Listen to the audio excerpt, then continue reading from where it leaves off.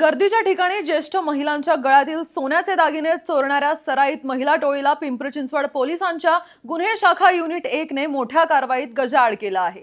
विशेष म्हणजे पोलिसांनी अवघ्या 1 तासात तपास पूर्ण करत 3 आरोपी महिलांना अटक केली असून त्यांच्याकडून सुमारे 5 लाख रुपये किमतीचे सोन्याचे दागिने आणि एक स्पोर्ट्स बाईक जप्त करण्यात आली आहे। ही महिला टोळी राज्यभर फिरून चोरीचे गुन्हे करत असल्याची धक्कादायक माहिती समोर आली आहे।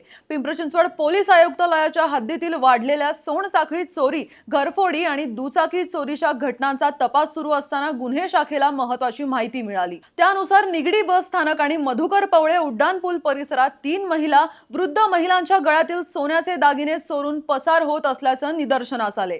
पोलिसांनी तत्काळ सापळा रचत आरोपी महिलांना ताब्यात घेतलंय। पोलिसी चौकशीत आरोपी महिलांना वृद्ध महिलांचे मणी, मंगळसूत्र आणि इतर सोन्याचे दागिने चोरी केल्याची कबुली दिली। पुढील तपासात या महिलांवर कर्नाटकातील अफजलपूर, गुलबर्गा, विजयपुरा तसेच महाराष्ट्रातील बँड्रा, परभणी, दादर आणि कुर्ला परिसरात चोरीचे गुन्हे दाखल असल्याचं उघड झालं।